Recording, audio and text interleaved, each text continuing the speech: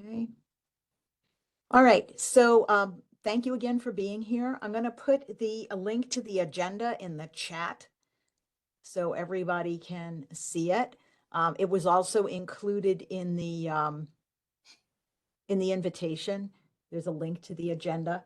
And again, you'll see I kind of took attendance while you were speaking. It's my goal to eventually have these agendas editable by everybody. It just, we were setting this up in a hurry and I kind of spaced that. So for now I took attendance, and you can see that in the second page of the agenda. Okay. So let's talk a little bit about our charge here. Okay. Before we actually get into that, I just wanted to let you know what I'll be doing over the next couple of weeks is I'll be sending out some sort of a poll or survey so we can set a regular time for this meeting. This was kind of an emergency meeting. So I realize it clashed with everybody's schedule, which is why some folks couldn't make it. And I'm thinking we'll probably wind up meeting on a Friday, since that would probably work better for at least the faculty members of the committee. Okay, so I'll send out some sort of a poll that asks you, first Friday, pick a time between 9 and 1, second Friday between 9 and 1, third Friday between 9 and 1, that kind of thing. Okay, but that's just something for the future. Okay, for now, we kind of want to focus on why we're here. Okay, and I kind of have that in the agenda. The purpose of this committee going forward is going to be to manage all the levels of assessment that the college is supposed to handle. Okay, basically, one of the first things I had in the resource documents was the layer cake model of assessment. I'm going to share that briefly with you if that's okay.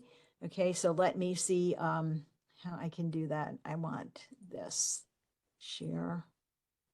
Okay, and that would be assessment committee, December meeting, and hopefully I can just click on that link. Okay, so the layer cake model of assessment looks like this. All right, and I'll open it up. Okay, so here's can everybody see the assessment layer cake? Okay, so basically it's a bunch of aligned layers of assessment. And what's assessment? Assessment is just us ensuring that our students are learning what we think they're learning in our courses, in our programs, and at the institutional level. Okay, so it's kind of our accountability to not only our students, but also the taxpayers who fund us. Okay, and we know everybody's doing this already, but again, the focus of this committee is going to be more of collecting the evidence in a systematic way that we are doing it. Okay, so at the lowest level, at least on the academic side, we have course learning outcomes. These could also be co-curricular outcomes, like for student affair areas. The co-curricular outcomes are what students learn outside of the classroom that directly supports their instruction. Okay, so it would be things that are related to instruction. So it could be things like student government. It could be a student life event that has a learning component in it, say like the voting event that's happening this week, where students learn about why it's important to vote, how to register, and all that stuff, as opposed to extracurricular activities that are things that are social, that are done just for fun and for community building. Okay, the co-curricular outcomes could be aligned at different levels. It could be aligned at a lower level where it's more granular, or you could align it at a program level where your outcomes are broader, and we'll talk about that in a bit. Okay, but again, the layer cake here, I'm kind of focusing on the academic side primarily. So above courses, okay, all of our courses in the Guided Pathways initiative the district was involved in probably, I guess, about 5 to 7 years ago. They created common fields of interest with common program pathways across the colleges in the district. So each program, and we can argue about what a program is, but let's just call a program something I can find in CCTA, the Curriculum and Transfer Articulation website for the district, that talks about here's what you're going to know at the end of this course of study. So an example might be web development or biochemistry or something like that. And again, we're using the CCTA designation of, like, I can find a program code for it. Okay. So we can argue about what constitutes a program, but for this discussion, let's just go with that. Above that, we have the fields of interest. So programs are grouped into fields of interest, right? So I might have several computing and technology programs that are all under that field of interest, and they're all separate programs. Above that, we would have institutional learning outcomes, which are the broad areas that you probably are familiar with as oral communication, written communication, critical creative thinking, information literacy, quantitative literacy, that sort of thing, global awareness. Okay, and above that, I guess aligned with that are the district's general education outcomes. Okay, so we've kind of looked at our institutional learning outcomes, and we realized, yes, they do align with the district's gen ed outcomes. So what you can see from the layer cake is we've got a couple of levels that are specific to South Mountain, and then there are a few district layers that are thrown in here. Okay. Does anybody have any questions about the structure here?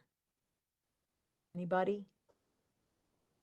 Okay. And again, the idea is all of these levels somehow or other are meant to align with each other. In other words, I could have a course learning outcome in one of my math classes. Each of us has 3 course learning outcomes in each course that we teach. Okay. And those align to one of your program outcomes, maybe more of them, but probably one. And then your program outcomes should align to one or more of the institutional outcomes. So we should never have like a break in the layers. Okay. They should all kind of sit on top of each other. Okay. Everybody kind of okay with the picture there. Right. So again, what our charge is here, as far as this is concerned, is we need to assess at all of these layers going forward. Okay. So it's not enough to just say we're going to, just do course level outcome assessments. Some of us do that and actually record it. We have to do course level outcomes and program level outcomes as well. Okay. As well as the institutional outcomes. So this is a lot of assessment happening all the time. And what this committee is going to do is not only track the levels of assessment, but also to be evangelists to your own areas, okay? Whether that's your division or your department, okay? The idea is you're going to be the person who's the point person for your area, okay? To make sure everybody has what they need to do all these levels of assessment, okay? Anybody questions about that before we get into more discussion? Okay. Callan, I see you've raised a hand. I have 2 screens going here, so I apologize if there's a lag. Go ahead, Callan. Callan, we can't hear you.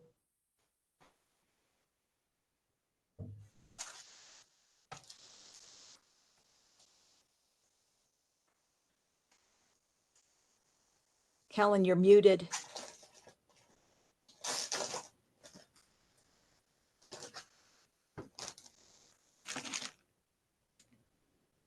Maybe type your question in the chat. I think she's typing.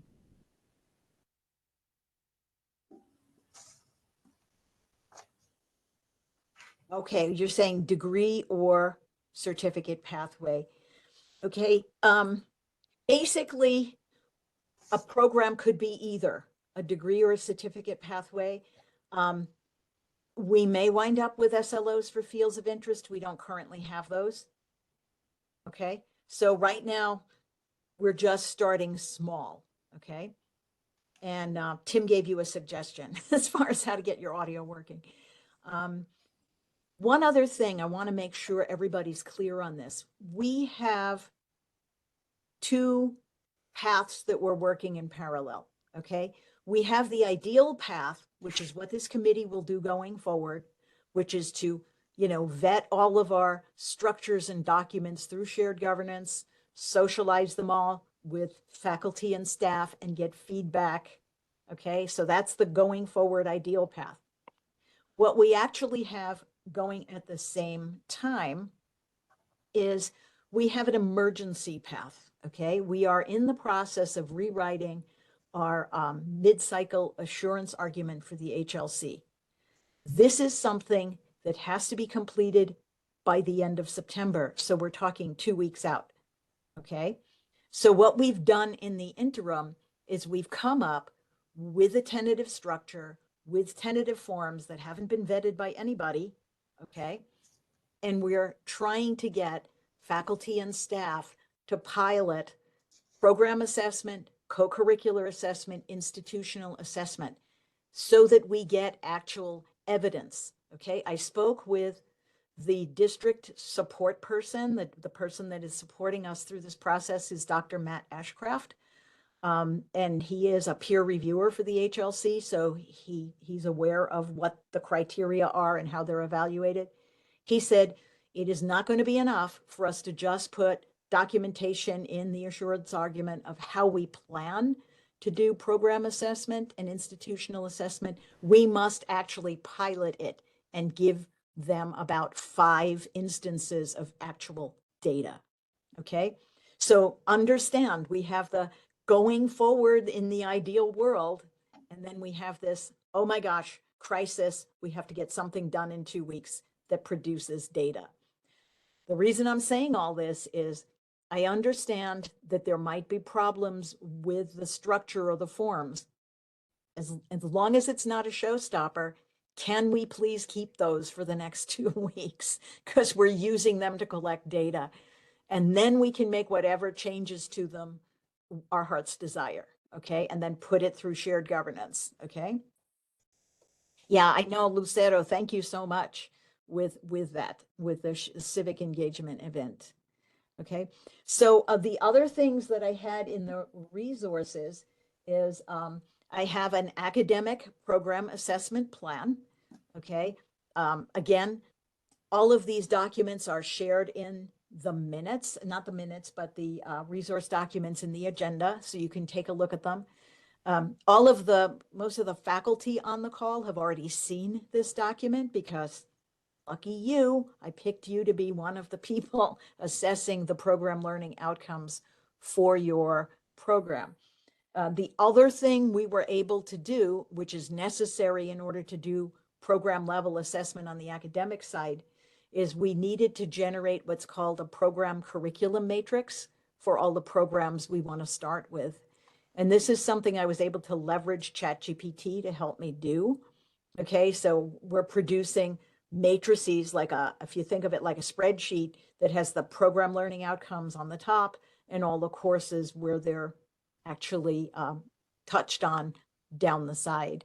Okay, and faculty are using that to decide, okay, what program learning outcome am I going to assess in what semester?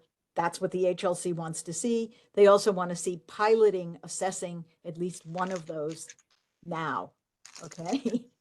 So again, I know we have student affairs folks as well as faculty on this call. I don't know if you want to, look at the program assessment plan. You can certainly take a look at that on your own.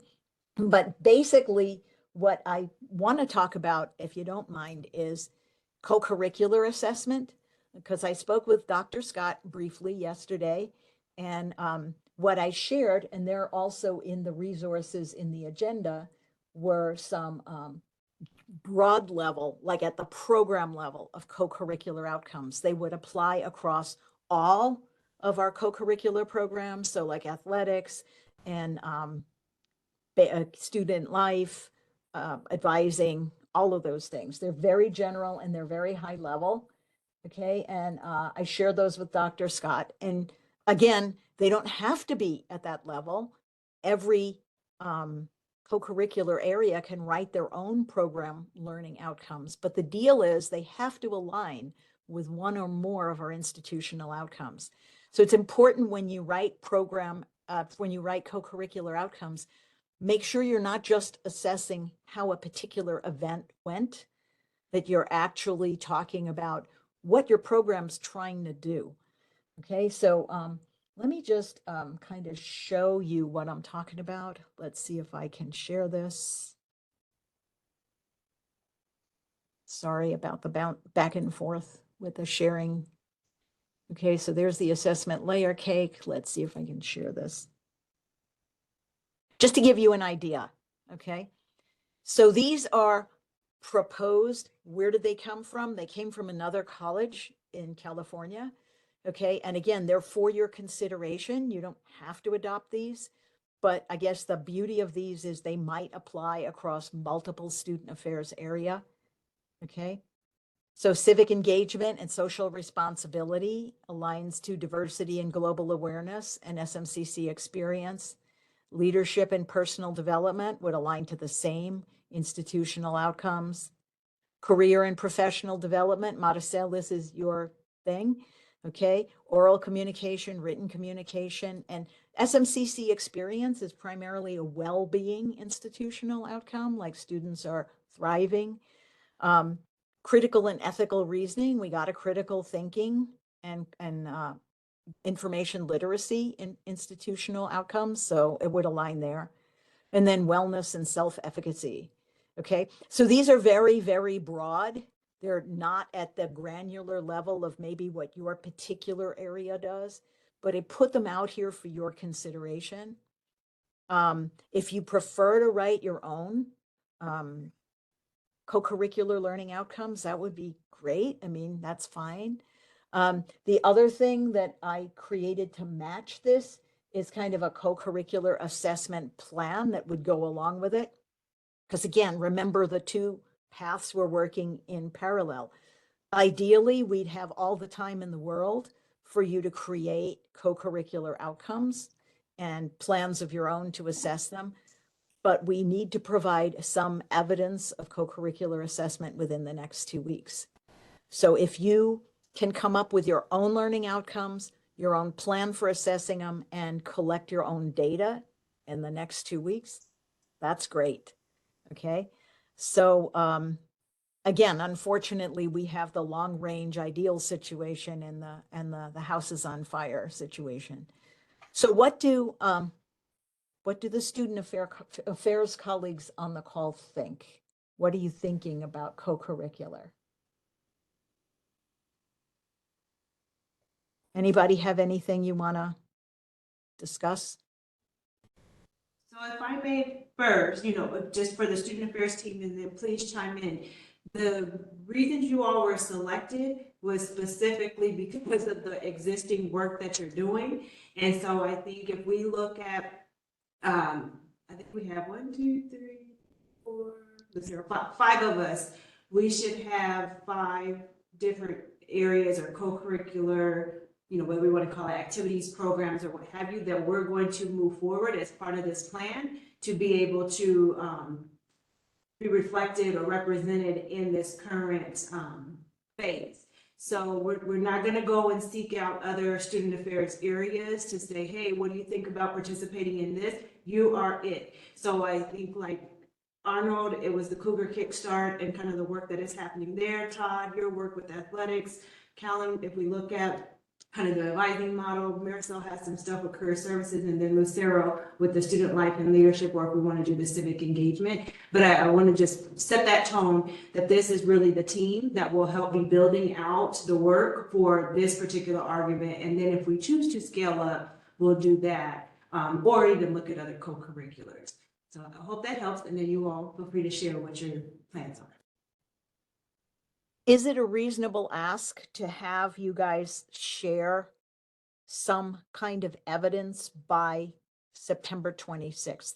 So by evidence, I mean a list of your co-curricular outcomes and then some evidence that you're assessing one or more event or experience against those outcomes. Is that reasonable?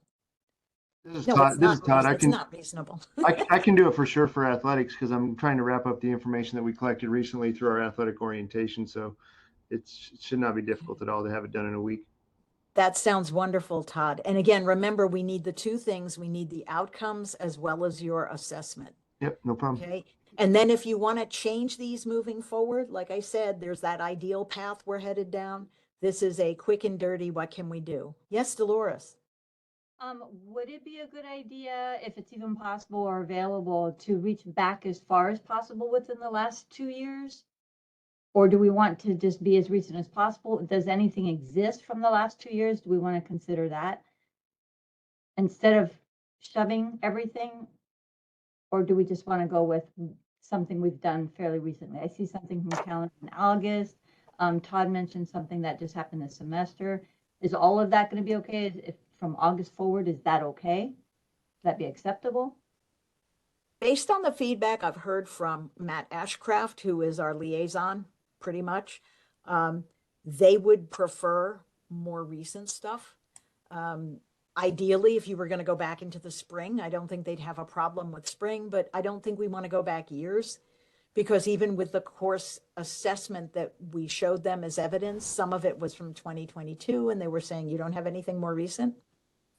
So I think the more recent you have, the better, because it shows the process is ongoing. You're not just doing it once. It's not one and done.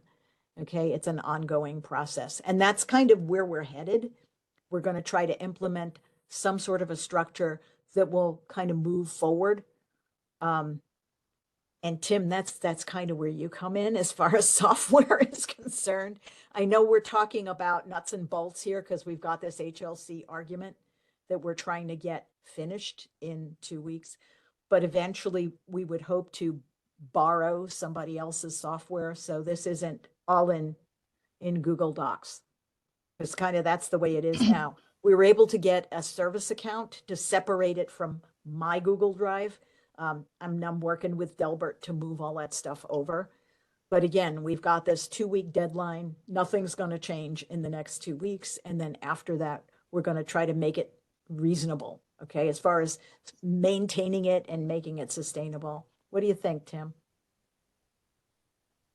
Yeah, I think it's doable. I got some more information just yesterday and wanted to go over it with Travis because there's some costs associated with this.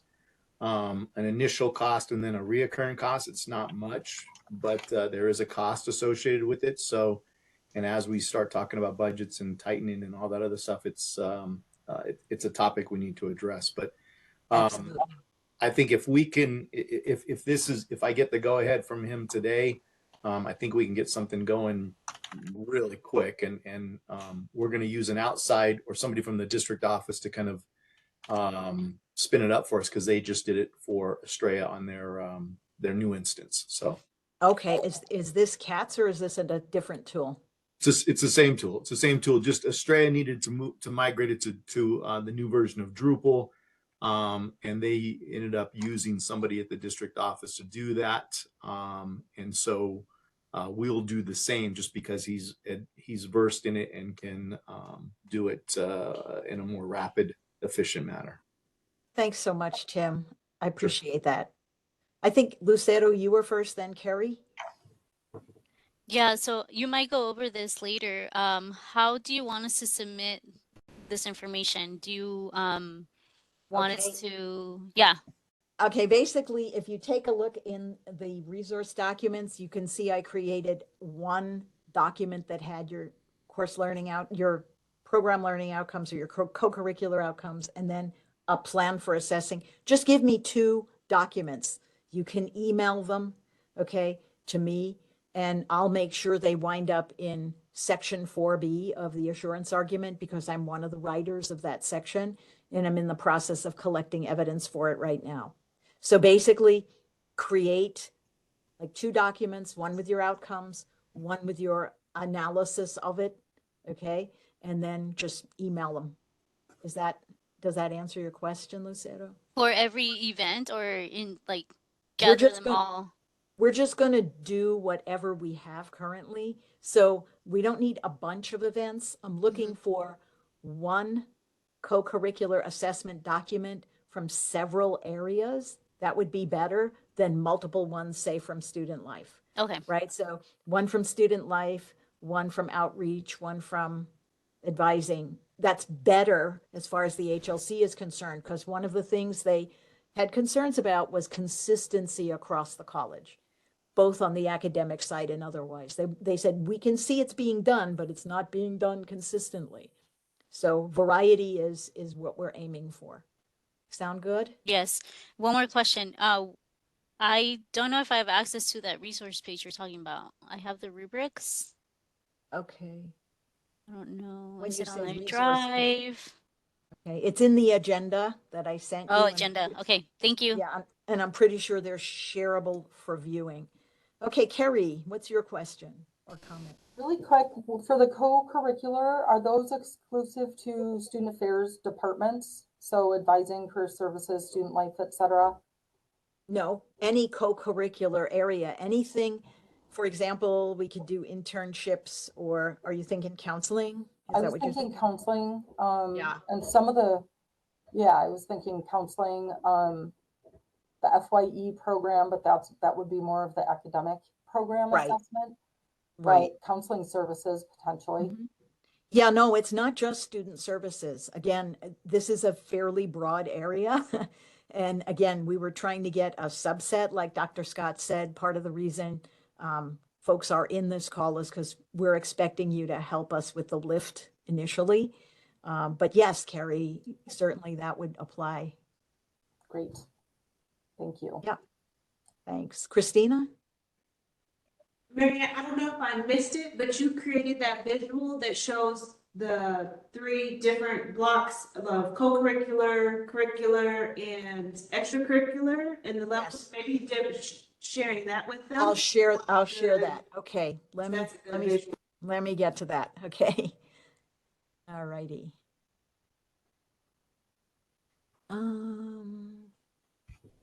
This is proposed. This is ISLO.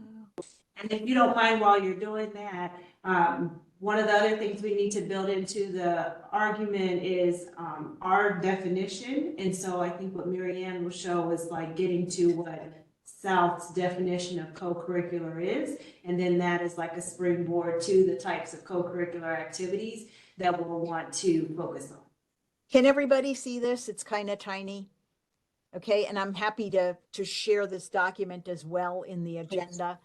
This is from Paradise Valley Community College. This is their definition of curricular, co-curricular, and extracurricular. Okay, I had to pull the image off a web page, which is why it's a little blurry. Okay, in the co-curricular column in the middle, you can see the HLC's definition of co-curricular, and it says, the HLC defines co-curricular as learning activities, programs, and experiences that reinforce the institution's mission and values and complement the formal curriculum. And above that is Paradise Valley's own description, okay, of what they understand co-curricular to mean, okay? And then I have a list over here of some co-curricular examples: internships, student research, study abroad, leadership, service learning, student professional organizations, campus organizations. So you can see it's very, very broad, okay? But I think what you're saying, Christina, is we can come up with our own version of Paradise Valleys, right? Is that what you meant? Okay, and that would go right in, again, for the 2-week Houses on Fire deadline, that would go into our assurance argument rewrite. Okay, so that would also be something, if you want to develop it, that we need that by September 26th. Okay, if it's going to go into the document. If it's something that we're going to, hold off on for later, then there's no rush. We just put the HLC's own definition in. So you kind of have a bit of a choice on that. There's more of a choice on, I guess, the wording than there is on the actual evidence. The evidence is non-negotiable. We need that. Okay. The wording, not so much. Okay. Does that make sense to everybody? Anybody questions? Okay. Maricel, you had a question in terms of deliverables for career services. If you assess a workshop next week, yes, okay. You would also, Maricel, besides the survey and your summary of it, you would also need to list what your co-curricular outcomes are for career services, okay? And then, they kind of have to match a bit, right? Actually, they should match a lot, but you get the general idea. Okay. Anybody, any other questions before we move on? Okay. All right. So, faculty, I just wanted to let you know another comment the HLC had was about program review. Okay. And it's directly related to program learning outcome assessment. Okay. For the academic side. Okay. One of the things we had to change in our program review template, and the new program review template is in the resources section of the agenda. Okay. We have taken out the section that said course and program outcome assessment. That's taken out, and now it just says program learning outcome assessment. They do not want to see course level stuff in a program review. So for faculty, the process will be first fill out a program assessment plan, okay? And I will give you your curriculum assessment matrix, okay? So you don't have to go to CCTA and build it yourself, okay? And then you're going to decide what you're going to assess in what semester, right? And then when you come up with an assessment and an analysis, which should be at the program level, not the course level, okay, you're going to take that analysis and put it in your next program review. Does that make sense as far as a process? Yeah. Okay. And then the faculty who are on the call, I know you are working on program learning outcome assessment for the 2-week deadline. Okay. And that you can just, again, send to me as a document. Send me your completed plan for program outcome assessment, and then send me your write-up. What did you learn from that about your program? Okay. So you're going to be emailing me tons of documents, and I'm going to be wrangling them on this end and putting them in places where the writing teams can get to them as evidence. Okay. Does that make sense, folks? Carrie, you have a question. Go ahead. Quick question, because I'm looking in the counseling folder and I see the VHS, the associates and the bachelor's. And you just said that the program assessment, the program review should not incorporate course assessment. What about the first year experience program? Because that is a program that consists of just 2 courses, FYE 101 and 103. I'm not sure about whether it has program learning outcomes. Okay. I didn't look that particular one up because I was trying to get the ones we're piloting first. Okay. It takes a while, but we can kind of do that offline. Okay. Okay. And I'm going to basically make a note of that about first year experience. Okay. Okay. Thanks. Okay, so I'm taking notes on the side, and I'll send, you guys will all have access to this agenda, and I'm going to be putting the minutes of what we discussed in here. Okay, so you'll have everything to refer back to with the links to the documents and everything else, okay? All right. Again, I've changed the program review templates. That should go through shared governance ideally, but like I said, we've got our 2-week deadline. So we're going to show the HLC that we made the changes they requested, and then we can refine those changes, okay, on an ongoing basis. So I guess what I'm saying is whatever you give me in 2 weeks is not set in stone, okay? It's flexible, and we can make enhancements to it. The only reason we're putting a structure in place so rapidly without a lot of feedback is because we need to collect that evidence, okay? Everybody good with that part? Okay. The other thing we're going to be revising to incorporate all of these changes to the program review templates, to program learning outcome assessment, institutional outcome assessment, we're going to be rewriting the assessment handbook, which is online on our website. Okay, so once that is complete, we can upload a new copy, and hopefully everything makes sense together. Okay. What part of what the HLC is looking for besides evidence is that we can document a process, okay, and that we're actually following a sustainable process, that it's not random or scattershot and we're just doing whatever whenever we feel like it, okay? We have a program review process, but again, program review is different from assessing program learning outcomes, okay? Assessing your outcomes is finding out if students who are completing your program are being able to evidence learning according to your outcomes, okay? Like, are they doing what you think they should be able to do when your program's done? Program review incorporates that information, so that analysis should be in a program review, but the program review contains a lot more about the viability of a program, right? Its enrollment, its completion rate, you know, what resources it needs, its connection to budgeting and all that stuff, okay? Does that make it a little clearer for the faculty? Yes? Okay, maybe? Okay. I'd like to take the remaining 15 minutes for discussion. Okay, so do you guys have comments, concerns, anything you want to bring up? Okay, at all? Yes, no, maybe? Okay, Callan, you shared a link. I'm going to try to open that link and see what it's to. It says it's an external site. Okay, behavioral science. This is copy of themed objectives. Okay. Can you describe what's in here a little? I guess Callan can't. It's the FOI SLOs. Okay, gotcha. Okay, so we do have learning outcomes for the FOIs too. That's great. Well, thank you for sharing it anyway. I didn't even know this document existed, so that's great. Okay, so again, part of what we're doing is trying to collect evidence in a quick way, but hopefully the structure of what we have here makes sense going forward.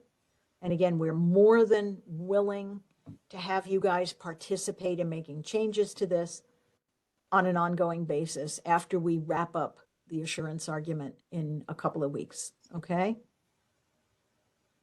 Hey, Marianne. Yes.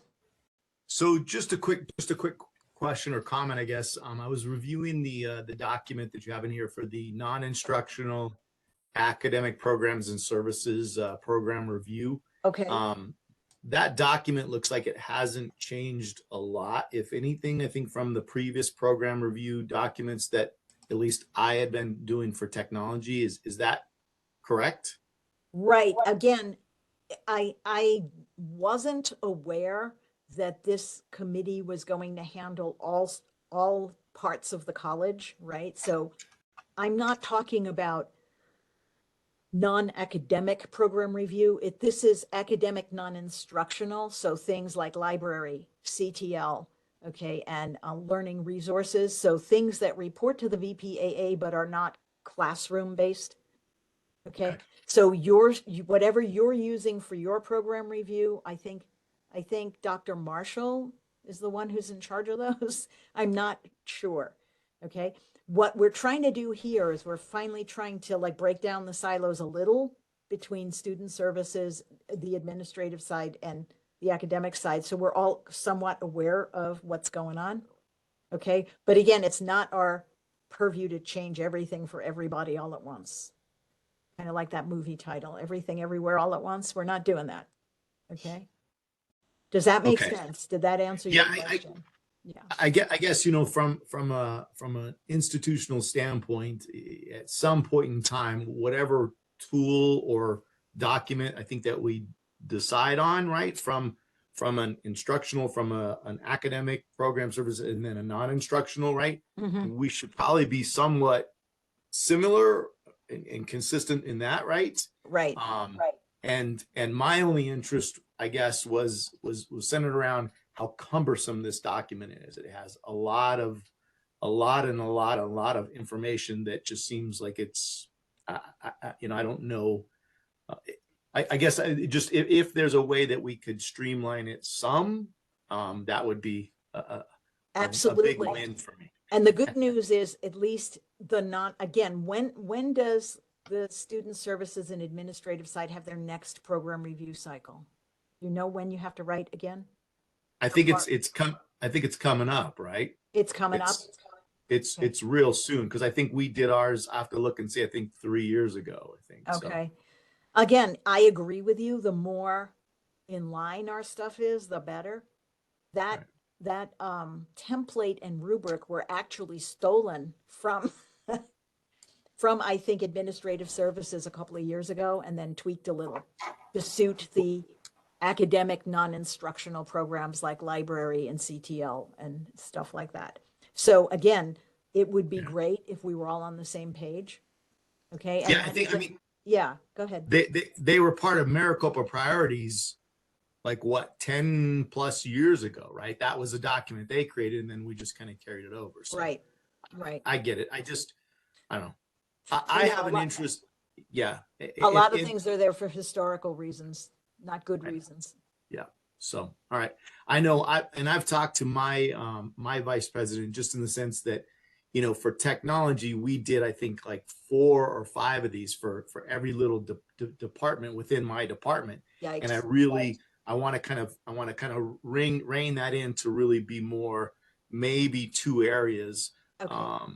that I think we can encompass, but that's not necessarily for this particular group. It's just, Does that template look like what you're currently using, or is it more complicated than what you're using? it's exactly, I think, the template that we were using. Okay. So at least we have the same templates, even if they're not optimal. Okay, that's a plus. Okay, and Yes. we can address that going forward for sure. Make things simpler. So when you guys make your template simpler, we kind of want to simplify along with you, right? So we have Yeah. the same simpler template. And I think the confusion lies in the sense of like, who is there a team that's driving that? Is there an assumption that this assessment team that we're part of would be driving that, or is it going to be? Because I don't think it's good that we leave it up to each division, right? Right. Because we want some consistency. So maybe that becomes part of this group's later. Right. task So force. here's the deal. Let's talk a little bit about history. The assessment committee, which you all may remember, was called I Teach Smart. Okay, that was purely for the academic side. Okay, and the bad thing about that was, to some degree, it was operating in a silo. Okay, we didn't have the co-curricular input. We didn't have, the student services perspective, which we need. Okay, so it seems like our administration wants to broaden the purview of assessment, but how broad, I don't know yet.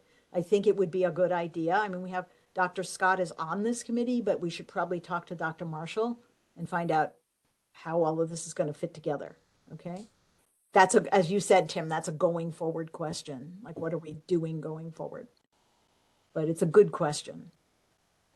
And I know that's one of the reasons why Dr. Marshall asked me to be on this, is because my area has done assessments, right, consistently, and then taken those assessments and plugged them into SPOL for my action plans, requested budgets, had outcomes, and kind of, so I've kind of gone through that. And that's why she said, I want you to be part of this, just because of that Yes. experience, I guess. So for whatever that means. And I may wind up talking to you about that SPOL connection myself. Okay. I can give you examples. I can pull stuff straight from SPOL that shows what the program review was, what the recommendations were, what we requested, how we requested budget, how we didn't get budget, and then what we did in lieu of that, and so forth. That would be very helpful, Tim. Because again, one of the HLC comments is budgeting, but in particular, how academic and co-curricular, how do they do their strategic planning or their action planning, and how does that connect to their budget requests? So what Tim said, but for the other areas of the college. Okay. So if you have any information on that, that would be great as well. Okay. What we're doing for the next 2 weeks, which is going to be, our next meeting will probably be more than that in the future. What we're doing for the next 2 weeks is trying to collect as much data that we can use as evidence of having a process for assessing our outcomes, both co-curricular and program and institutional, as well as what do we do with that information? How does that inform our planning and our budgeting? Okay. Anybody, any questions before we end? I know some of you have other meetings to go to. Are we good? Okay, thank you again for being willing to participate and bring your honest opinions. And I totally realize this is a heavy lift we're asking for. And it's very, very important. Okay, I really appreciate all of you. And again, look out for a poll or some sort of an email from me to select a more permanent meeting time so we can get everybody who was invited on this committee to be here. Okay. Otherwise, I'll stop the recording. And again,